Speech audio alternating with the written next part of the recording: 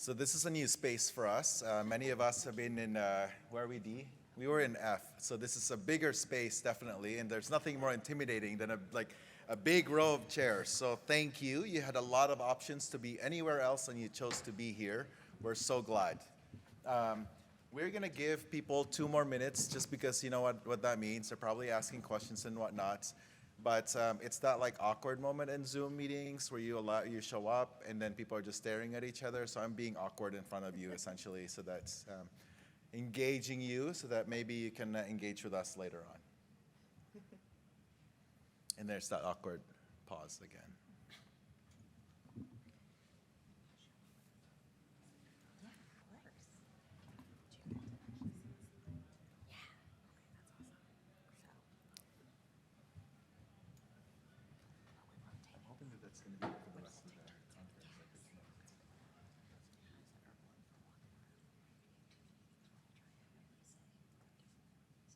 You said Rachel, right?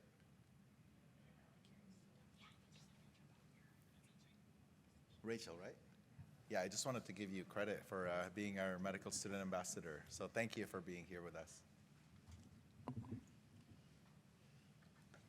Stephanie was ready to clap, right there, like, yeah, I actually did not make the connection that this talk is about recognition and appreciation. I really just wanted to acknowledge her for like being there outside and helping us. Feel free to sit down also, Rachel. You're part of this talk now. All right, so we are at time. Not really, we have an extra minute. Oh no, it just became 4 o'clock. Welcome.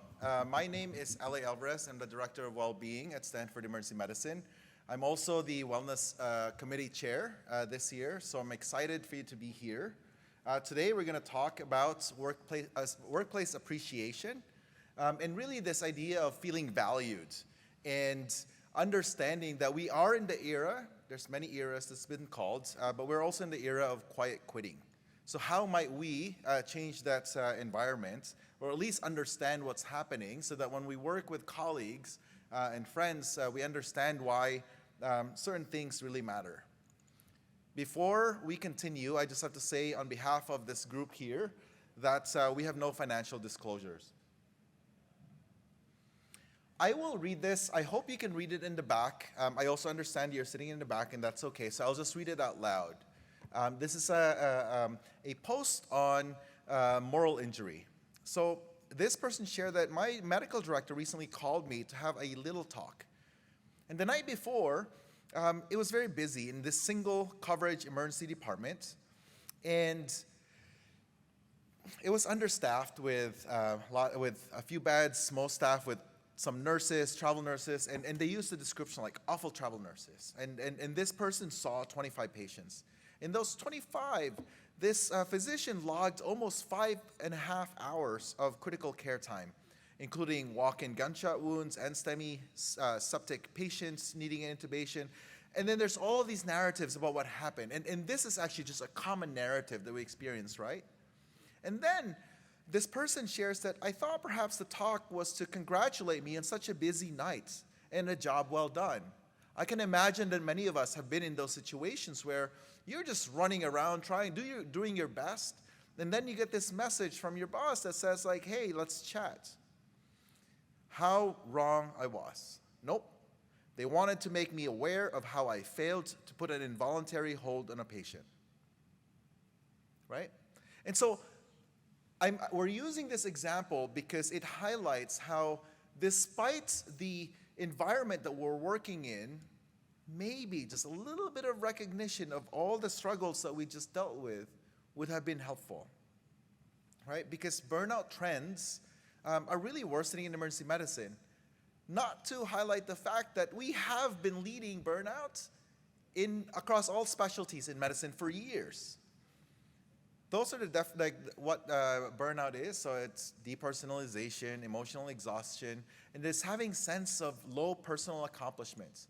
You don't have to be an emergency physician to experience this.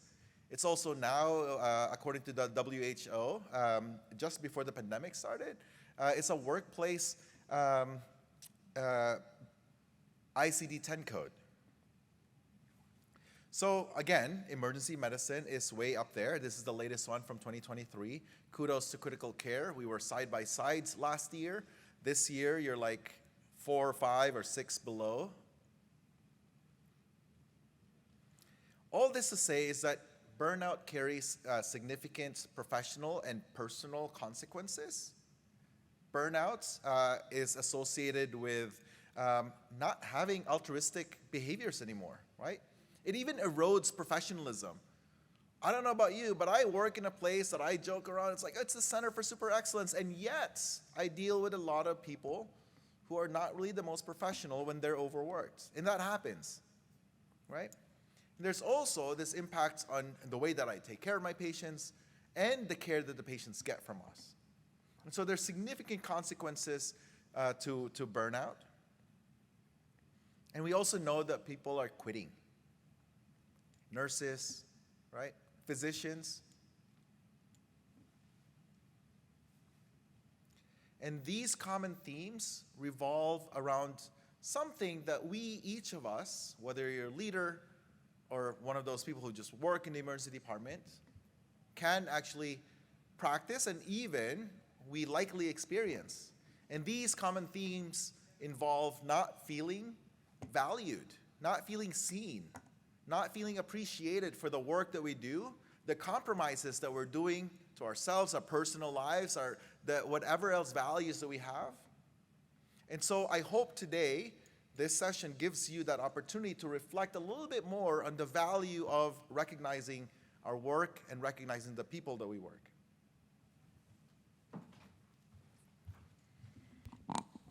So my name is Cori Poffenberger. I am the Vice Chair for Wellbeing at the University of New Mexico. I used to get to work with LA at Stanford, but now I've moved myself to the desert.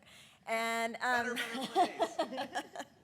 So I'm going to start by just going over our objectives for this talk with you.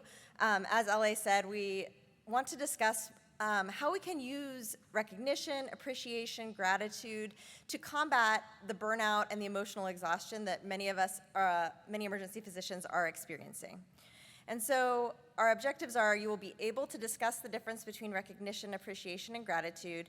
You will be able to apply recognition, appreciation, and gratitude in daily practice to improve personal well-being and the work environment. And you will be able to create a toolkit to promote practices of recognition, appreciation, and gratitude at your organization. And that's where we're going to ask you to help with this, to create that toolkit, to share ideas of what you've seen in your workplaces that has made you feel like people are seeing you and valuing you for the work that you're doing. So the first objective is to discuss the difference between recognition, appreciation, and gratitude. And these terms have very similar, I think, connotations and maybe similar ideas in our minds, but they are slightly different. They all have value, though, when we're talking about combating burnout. So when we talk about recognition, if you look up a definition of employee recognition, you might find various answers. One is praising or acknowledging employees for what they do. An alternative definition might be a positive consequence provided to a person for a behavior or result. And so employers, such as hospital systems, might institutionalize recognition in various ways. They can create employee recognition programs. Those programs can be temporally recurrent, for example, like an Employee of the Month program. They can also be more spontaneous or ad hoc, for example, a peer recognition program, or some institutions have programs where patients can recognize healthcare workers for the work that they're doing. So these employee recognition programs can be quite diverse. They can vary also in terms of what is being recognized, for example, clinical performance or maybe academic achievements. They can also vary in terms of how you're being recognized. So is it private or is it public? And is there any sort of award or compensation being offered as part of that recognition? So appreciation, in contrast, is defined as recognition and enjoyment of the good qualities of someone or something. And the concept of appreciation is not really well defined in literature, but recently has been somewhat distinguished from recognition in that appreciation is more about an individual's inherent value, whereas recognition is more focused on an individual's achievements or behaviors. So appreciation isn't as much about accomplishments, but more about a person's worth as a colleague or as a human being. So recognition is about what people do, and appreciation is about who they are.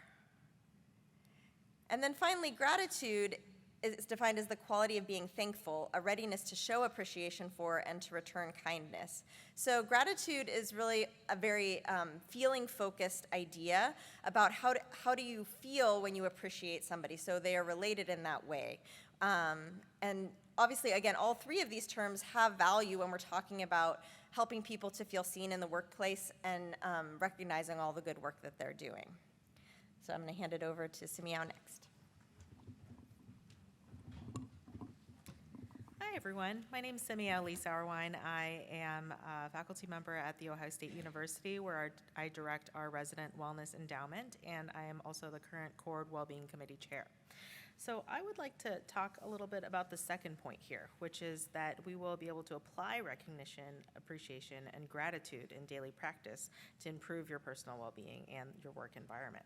So I would actually like to ask for you to find maybe the nearest other person in the audience, and there's going to be a short reflection exercise for everyone. So I know that this is the end of the day, but I think that this will be a worthwhile exercise. And I have two questions for you.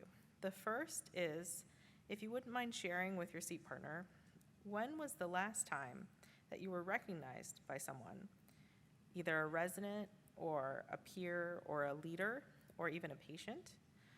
What did they say? How did you feel? And what made it meaningful to you? And then my second question is, when was the last time you recognized someone else? What did you say? What feelings came up for you to inspire you to recognize them? And then also as you were recognizing them? And then how was that recognition received? So we'll take maybe 5 minutes just for you to share with the person that you choose to buddy up with.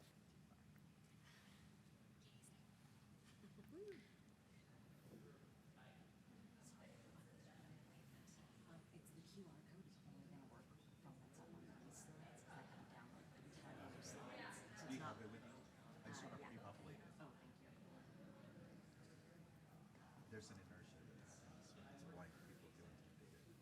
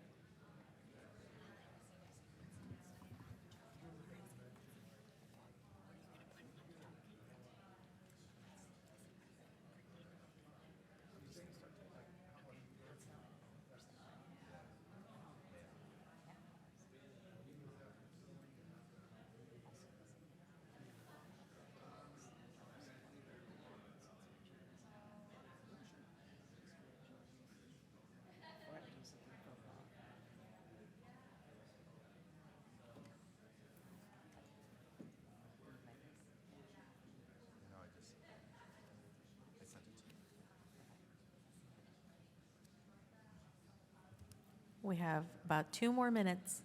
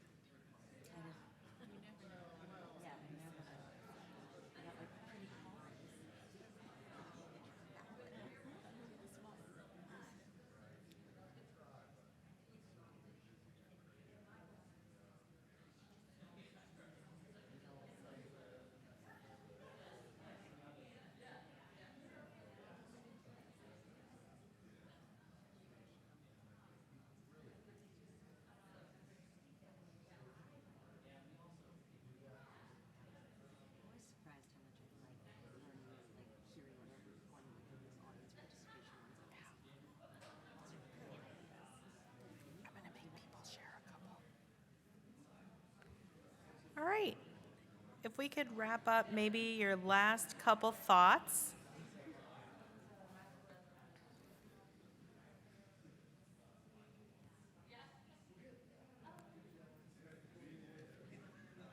And I'm wondering if I could have maybe 2 or 3 people volunteer what you talked about. Maybe it was the thing that you shared, or maybe if you feel comfortable sharing the thing that your partner shared with you.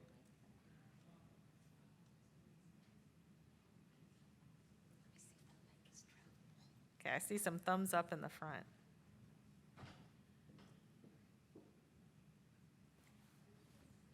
Do you want to share what you two talked about? Okay.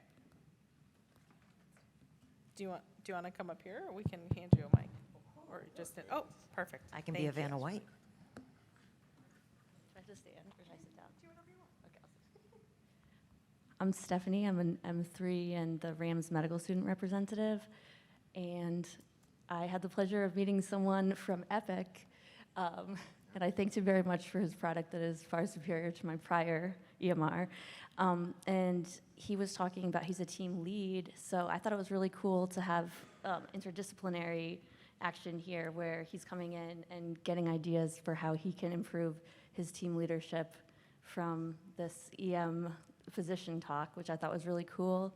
And so he says that he gets a lot of positive feedback from various directors of different institutions. And then he's going to try to take some tips from here to make sure that he is showing the appreciation to his team that he leads as well. Did I encapsulate that okay? Okay. I love that. Thank you so much for sharing.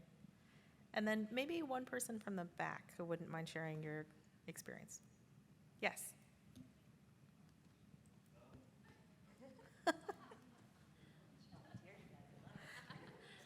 Don't worry, I can do the talking. So we kind of had similar discussions, sort of. I guess the themes were similar.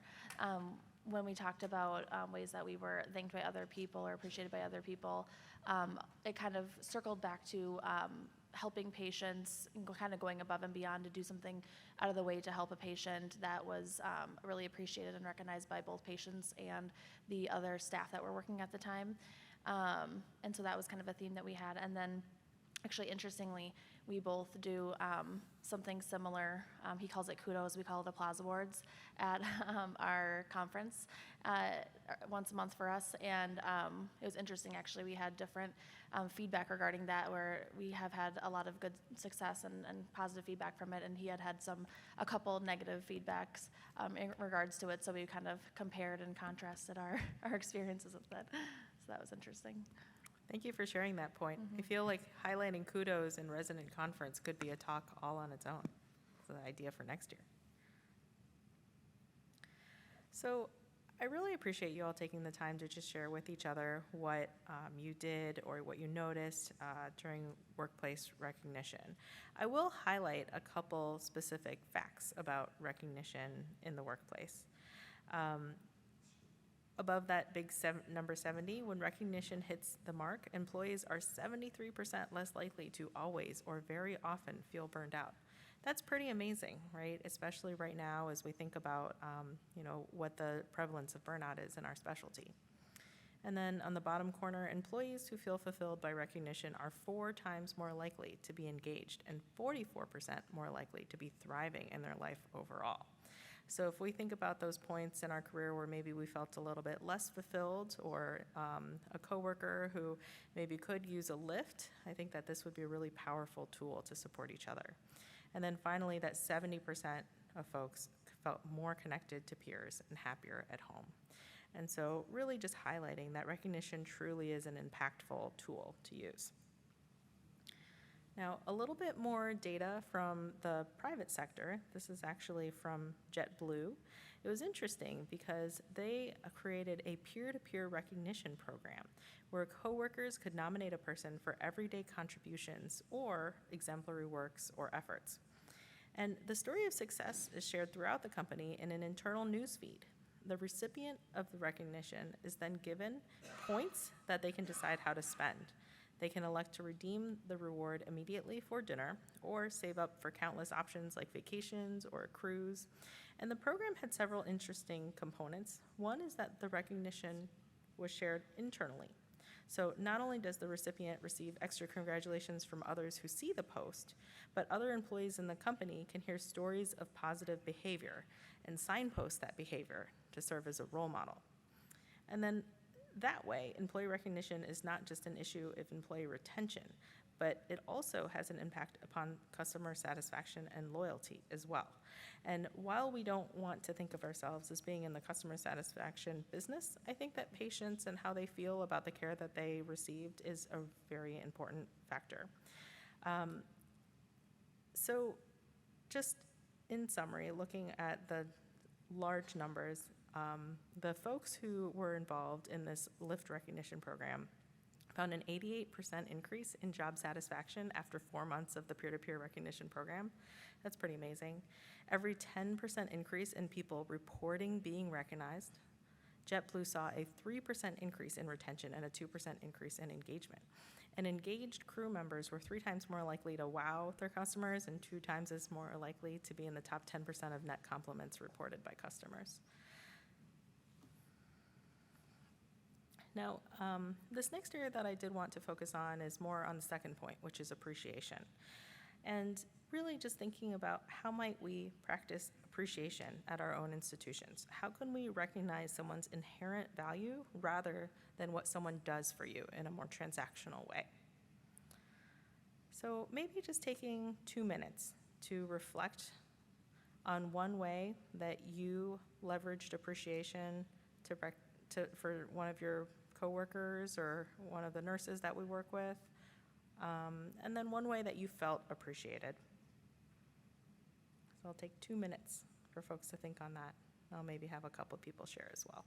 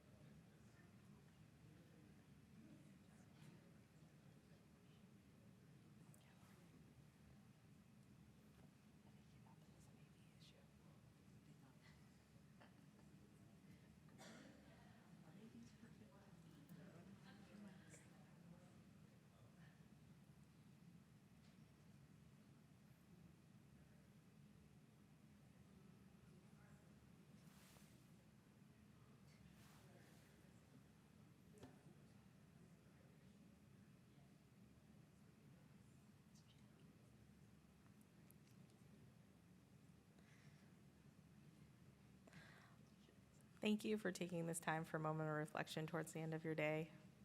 I'm wondering if a couple people would be willing to share what you thought of when you reflected on appreciation.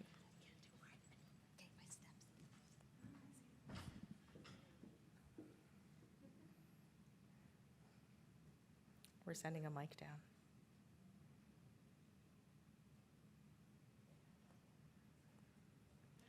Any takers?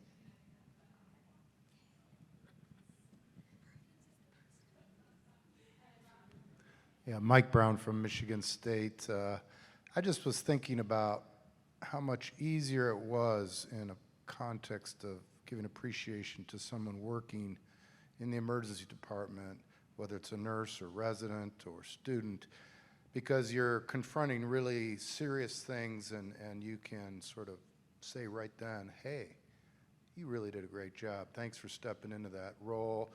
Whereas now I'm doing some very high leadership level stuff at the university. I don't really know what the right hand and the left hand's doing. Everyone's doing all this stuff on this huge organization, but I can't really give them any authentic gratitude because I don't really know their sort of business. So I just realized the last year it's been much harder to give that type of gratitude to my colleagues than it was in the ER. So. I wonder if it's an opportunity then to ask other people in your workplace to solicit many ways to recognize others. That way you can still feel authentic and also give other people spaces to like, hey, this actually is important. So either in meetings, before you start a meeting, maybe just have a 5 minutes or 2 minutes to just set aside. And beforehand, just asking people. I noticed that people commonly, I think, worry that they're going to exclude others for not celebrating some of their successes. I think if we think of it that way, then we really are going to be paralyzed for not even creating the space to have that gratitude. But so I think what you're bringing up is very, very common and actually very important. And I think knowing those constraints, maybe we can expand on, maybe you don't have to necessarily be the only person that will have to think of recognizing people. Maybe other people in your group or your department or your institution can also create that. And I also think it's interesting because your comment feels like an intersection of both recognition and appreciation.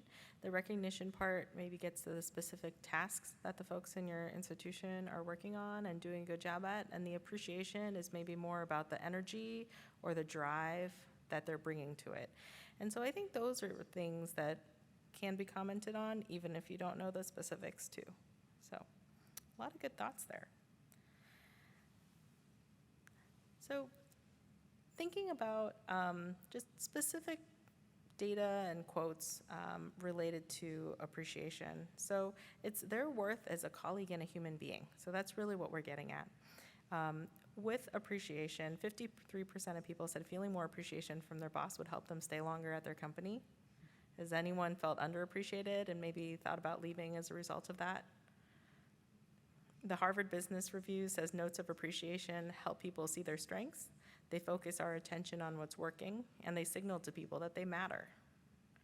And then finally, positive attention is 30 times more powerful than negative attention. People don't need feedback. They need attention to what they do best. A focus on strengths increases performance. Therefore, a focus on strengths is what creates growth.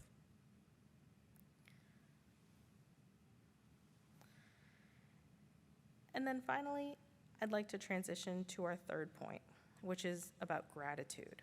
So I would like to highlight a couple specific areas where gratitude is so impactful. Number one, who has heard of the concept of 3 good things or the practice of 3 good things? All right. For those who aren't as familiar with it, this is something developed by a researcher named Brian Sexton, and they studied the impact of asking, what were 3 things that went well today? And what was my role in making those things happen? At the end of the day, they asked everyone to do this, and they studied this in ICU staff, in residents, and in higher level leadership. And amazingly, they found that this practice improved burnout, improved work-life balance, improved work conflict, improved happiness, and even improved sleep quality. I think the second point that I'd like to bring to everybody is from Barbara Fredrickson. And essentially, this is someone who's written a book on the power of sort of the ratio of the positive thoughts to negative thoughts, essentially finding that if you have a 3-to-1 ratio of positive to negative thoughts, that it can make you more open, more creative, and to flourish in general. So this is absolutely a personal practice that we can all take back into our own lives and to be consistent about, and I do feel strongly that we would all find impact from that. And I will turn it over.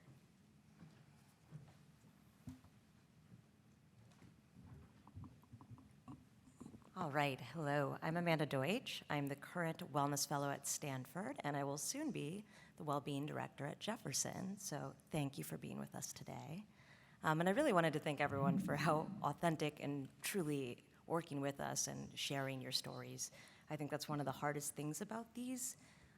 With appreciation and recognition, it has to be authentic. It can't just be you saying great job to anyone. That doesn't work, unfortunately. And I also love what was just talked about, because the 3-to-1 ratio, I think, highlights a really important thing that LA always talks to me about, of being grateful doesn't mean that you're getting rid of the negative or the hard stuff of what our job entails. It just means that you are grateful for the things you can be at that time, and to have a little bit of reframing. So you're allowed all the negative. I definitely get angry and have negative moments, and I think it's just really important in this work to remember that too. So the part that I'm going to talk about is High Five, which was created at the University of Pennsylvania. And this, as you can see, it says recognize someone, so it's kind of a recognition tool, but I really think of it as a gratitude tool as well. So in a career that we all have, where we're constantly thinking about what could we have done better on that shift, what could we have said differently during that code that might have made it go just a little bit smoother, where we feel constantly like we're mistreated by others, and emergency residents have said and made it clear that at least 45% of us have received mistreatment of some form. How do we stop the cycle of beating up on ourselves and really help it so that we're not furthering this and mistreating ourselves, and really salvaging that shift or that moment so that we can find fulfillment in our career and personally? Studies have shown that interrupting negative thoughts by practicing gratitude can actually stop that continuous loop of those nagging thoughts that you're having, and actually helps decrease anxiety and depression. Penn High Five was launched by doctors Kat Lee, Ian Oppenheim, and David Doe at the University of Pennsylvania, and they first launched it in their emergency department. What it was they started to look into this idea in 2016 about believing that you could make it more easy for staff to quickly send out a nice message to each other. And in this way, something that could at times be second instinct when you really know people as well to appreciate them, was something that you were able to internally share. They put up big screens in the emergency department, so when you were sending a Penn High Five, which you had to do with your login, so you couldn't officially troll anyone, and had to be authentic, you were really able to see. So I could say that day, Stephanie, when you got up and spoke in our presentation, that really helped us all feel just more confident and reassured about what we were talking about. And that could be a Penn High Five that was sent. So not only did you receive that personal message, but then everyone that day that comes in was also seeing it come up on the screen again and again. And they were clever in that they had picked out pre-done images and GIFs that you could use, and that were therefore allowed to be up in these kind of settings as well. What they did do is they thought this could increase positive interactions and serve as a tool that combated burnout. And they tracked the usage of it from when they did it. And so, as you can see this quote from Kat Lee, she said, "The status quo expectation in many settings in medicine is perfection without recognition.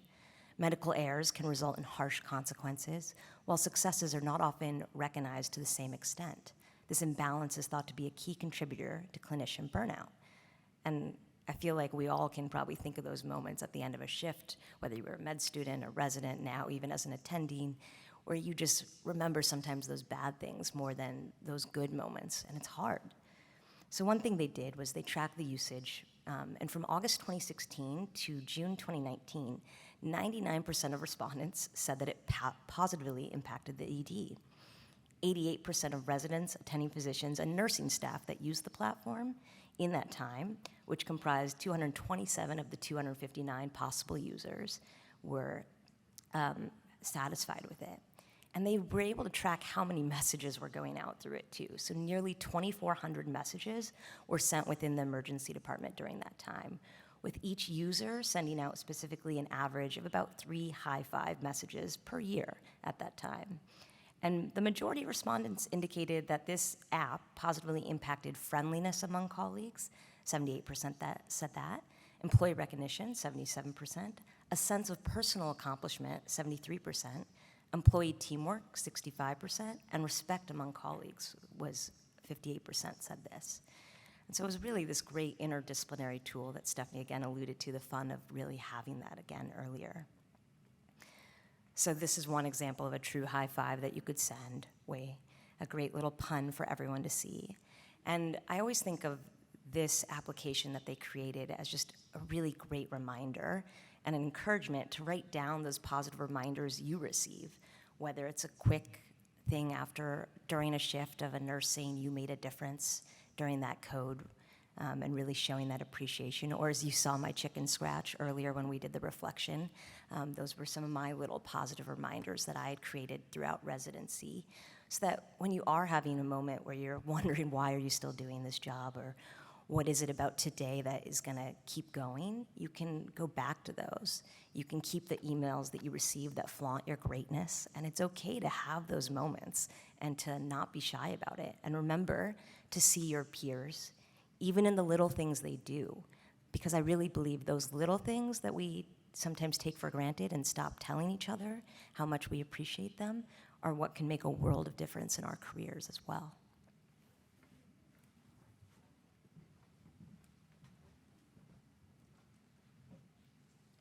And our next objective is to create a toolkit to promote practices of recognition, appreciation, and gratitude at your organization. So we'd ask everyone to scan the QR code here, and we want to create this toolkit together. We don't want these to be the ideas just that we have, but things that you're doing in your organization that you can share with the group that can make things better for everyone. So I'll start with our panel. Maybe they could share one thing that they're doing at their institution while you start to help us populate this toolkit that we'll all take together back to our institutions. So Dr. Alvarez, would you like to share one point with us that you're doing at your institution that we could add to our toolkits? Yeah, one of the things that we started doing is giving credit to the people who started this is Dr. Eve Purdy in Australia, and also Dr. Danielle Cabrera. They worked on this idea of amazing and awesome. So we're very used to and very, in some ways, comfortable, sadly, with M&M, morbidity and mortality. Amazing and awesome looks at the other end of that spectrum. There's good things that happen, and so how might we then recognize people that are doing great things, right?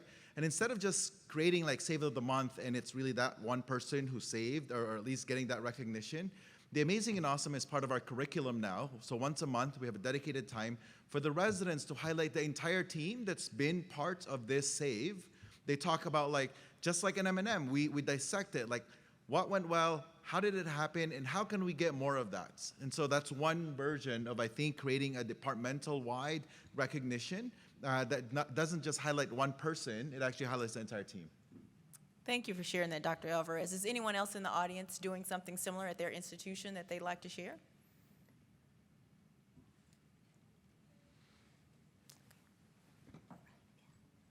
We will have a mic coming your way. You can speak loudly. And I'll type it up for you. We started doing faculty spotlighting during our monthly meetings where I asked faculty members or co-faculty members send me their CV the month before and ask them what more things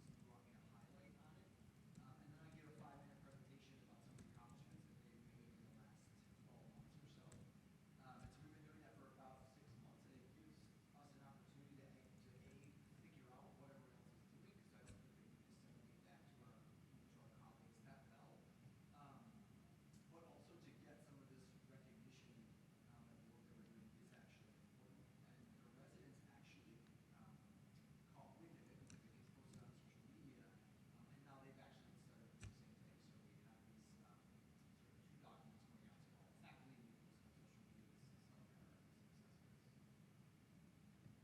Thank you. There's an anonymous hyena that's deleting our notes. Please don't do that. I know it's not intentional.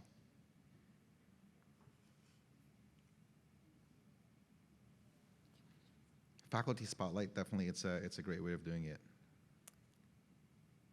And we've also started something similar at UT Southwestern. Each month, we highlight a faculty of the month and a resident of the month, and a save of the month. So we have all three of those that our program director shares with us each month.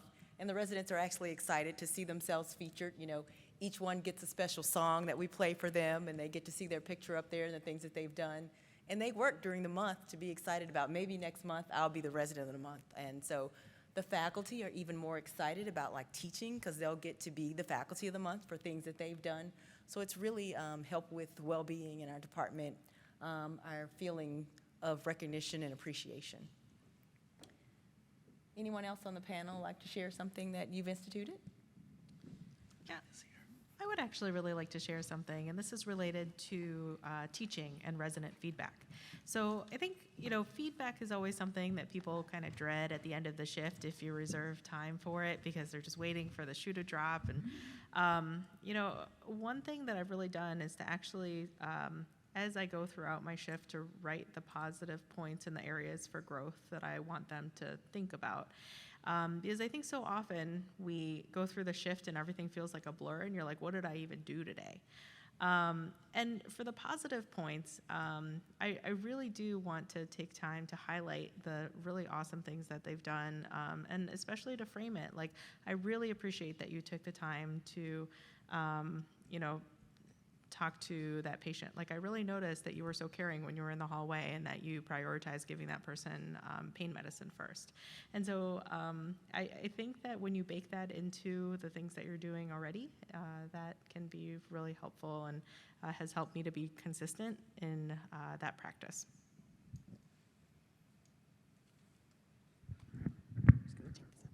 So one of the things we had at Stanford that we also have at the University of New Mexico, which I think is helpful in terms of interdepartmental relations and recognitions, is, and many of your institutions probably have this too, the consultant of the month or year, depending on whatever time frame you want to have. And, you know, the residents and faculty can all vote on who they feel, you know, has been the most, you know, helpful, kind, professional consultant of the off-service residents, and then give an award to that person. And I think, you know, I think there's a lot more there that could be done in terms of the interdepartmental aspect of our job, which I feel like is a source of much criticism and not much joy. And so I think that that's something we should consider. Like, are there other ways for like our consultants to provide us feedback about not just the bad things, but the good things also? I really like that because it doesn't just have to be the negative things, right? So the other end of that spectrum in safety 2 thinking, positive deviance, when things go well, how often do we actually take the time to acknowledge those things? So how many of you here have had like a bad resuscitation? And bad, however you define bad.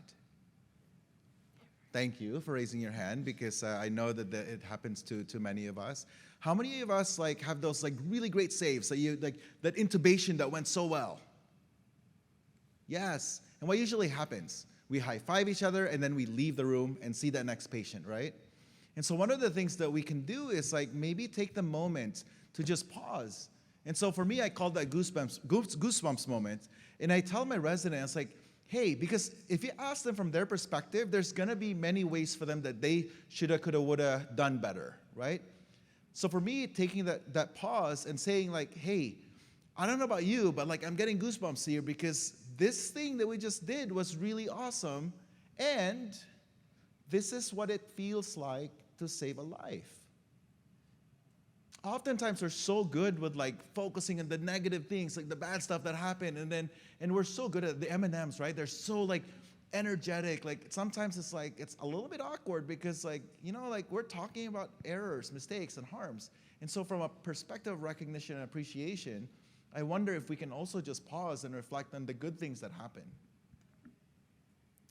I love that because I think we're trained to be so critical, and we're very great at being critical of ourselves and then being able to just go off that and say what we could have done better. But I think those moments, even when you remind someone they did a great intubation, you can see people maybe get awkward. I'm sure all of us have felt that at times when someone gives you a compliment. I know I still struggle at it, and it's just modeling that it's okay to do those things and let people be awkward in that they were awesome is okay too. And little things that I like to do still to appreciate consultants at times and hope that they'll cheer up and you know, be okay for that next one is offer them the snacks I've brought for my team as well. You know, it's okay that even though they're fighting for the dark side of the other teams, that they can be part of ours as well. Has anyone else documented something in the Google spreadsheet that they'd like to share with the group that you'd like to actually have us bring the mic to you, that you want to tell us about in addition to just typing it into that Google Doc?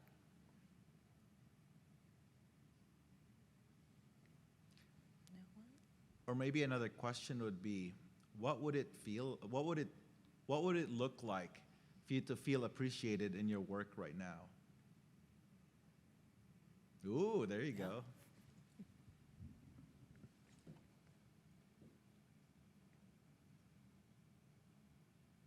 I should have put on sneakers.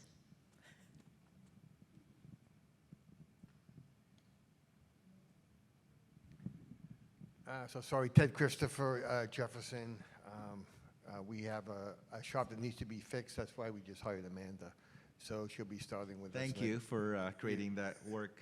Very welcome. So we do a couple of things. So one for consultants, I think it's a great idea. So the residents every year in their graduation choose a consultant of the year. So we actually invite them to the graduation party. We give them an award, a plaque, and recognize them, and it's really appreciated.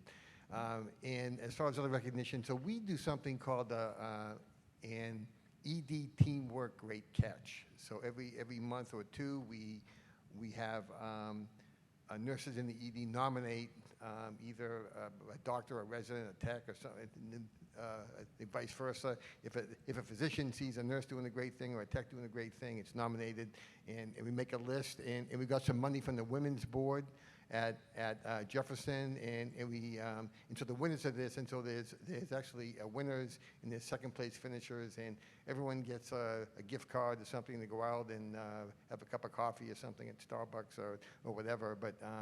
But it's actually a newsletter. And we publish the names with a description of the great catch and why so-and-so nominated so-and-so. So that's what we do. I really like that a lot. Somebody in the document is also writing about post-shift debriefing that's focusing on the positive things, highlighting our common humanity, the compassion that was shared, right? Another thing that actually Dr. Cori Poffenberger started in our work on mistreatment and unprofessionalism is the idea of, similar to what you're highlighting, exemplary care. And so when we work on shifts and there's consultants or just, again, the above and beyonds, right?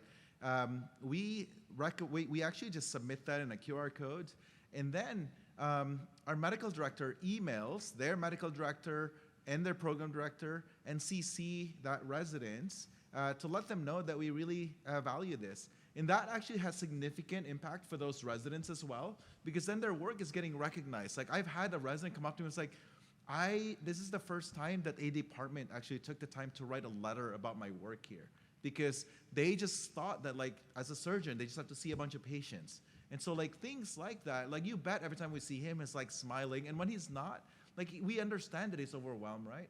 But at least it created that sense of connection. Thank you for that.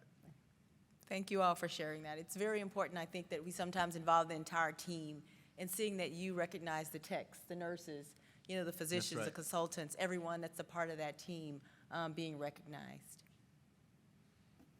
And so with that, thank you. Thank you for your time. I know you had multiple other choices. There's like happy hours and all these things that you're missing to be here.